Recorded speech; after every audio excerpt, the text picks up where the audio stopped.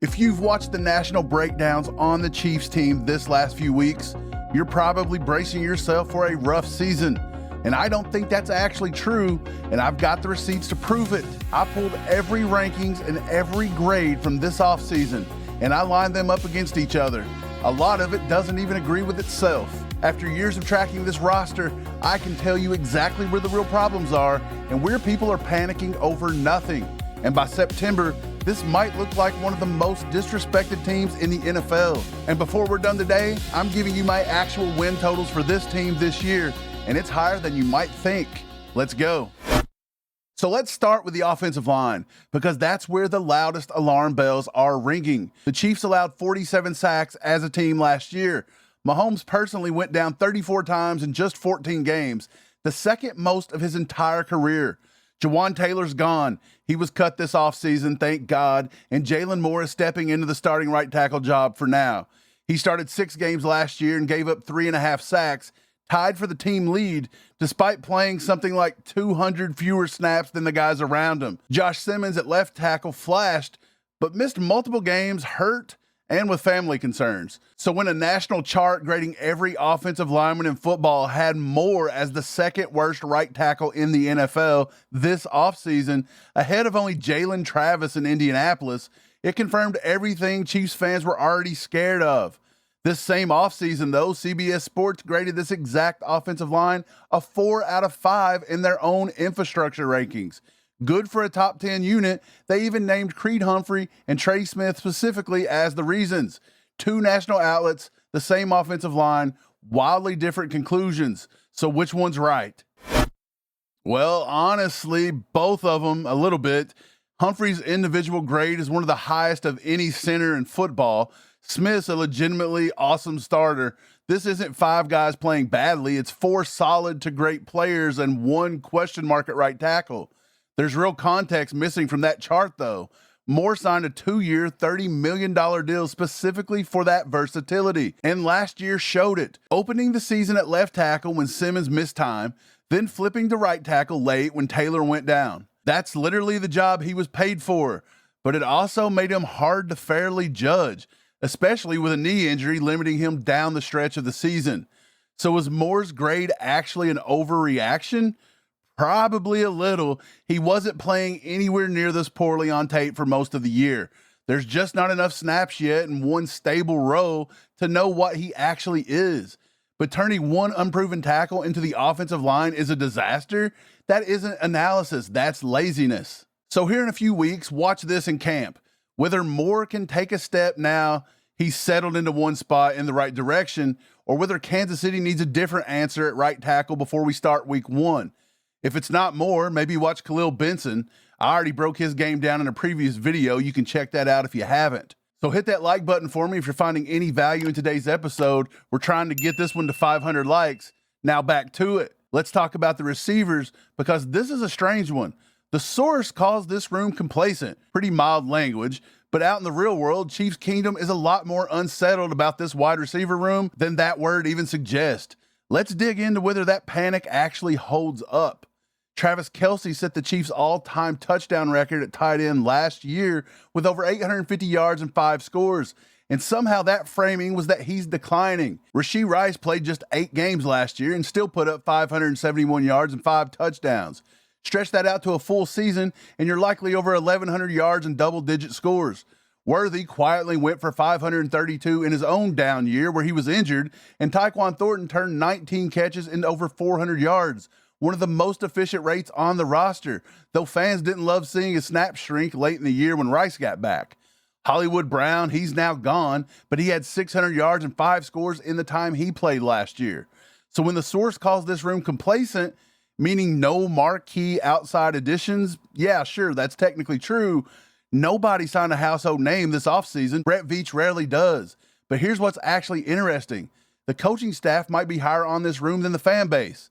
Royals is getting real investment going into year 2, and Cyrus Allen wasn't some afterthought pick. He was the Chiefs' first top 30 visit of the entire draft process, and by his own account, that told him exactly how much interest they had in him. The front office sees him as a legitimate route running specialist who fits what Chad O'Shea wants to build this year. There's actually a scheme reason for staying young here instead of chasing a big name free agent. This offense ran 3 or more wide receivers on well over half of its snaps last year, but 4 receiver sets, they barely showed up. Usually we use 2 tight end sets instead. There just aren't enough snaps to justify paying for a Stephon Diggs or DeAndre Hopkins type.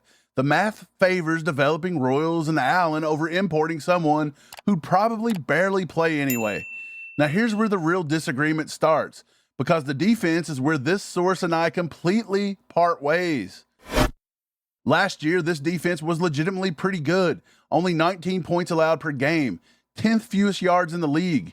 In the secondary, quarterbacks posted an 89 rating and a 6.7 yards an attempt against the Chiefs. Under 200 passing yards a game, and only 18 total touchdowns all season, top 5 in the league. So naturally, the big fear this year is losing the top 2 corners. McDuffie traded, Watson gone, both of them in LA.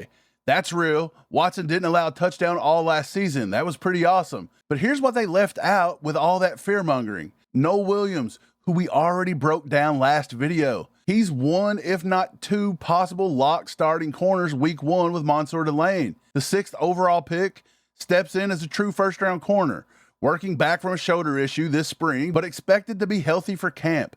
Kennedy's in the slot, and Kohu's right behind him, Miami's primary slot corner for 3 years, 28 passes defended and 3 picks before tearing his ACL last summer. And honestly, it wouldn't shock me too much if Kohu gets the starting nod early until Kennedy figures it out in the NFL. And at safety, Alohi Gilman signed a 3-year deal to take over for Brian Cook. He just posted a career-high 90 tackles and took a pick back 84 yards for a touchdown, splitting last season between the Chargers and the Ravens. Spagnuolo loves defensive backs who can play multiple looks, and that's exactly what Alohi Gilman gave Baltimore. And the name that didn't make it into that report at all, L'Jarius Sneed. He's back in Kansas City, a player this fan base already knows, already trusts. He's walking right back into that corner room. Up front, this defense added 2 real pieces in the draft as well. Peter Woods in the first round, R. Mason Thomas in the second at pick 44. Both there to work next to Chris Jones and George Karlaftis. They also brought in Khyiris Tonga, a 335-pound space eater off a Patriots defense that made the Super Bowl last year.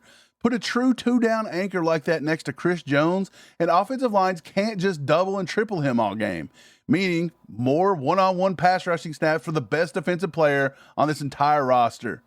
Now, I'm not going to sit here and defend every single thing the Chiefs have done. I mean, we got Harrison Butker. He did miss 5 field goals and 4 extra points last season. That can't happen again, and that's a real problem. But losing 2 corners, that isn't the same as losing the whole secondary. Not with this many quality answers walking right back in and younger answers. So here's where all of this actually lands for me. The schedule. Shout out to Prize Picks. Tonight, instead of doing an entry, we're going to go back and look at something we actually won a little bit.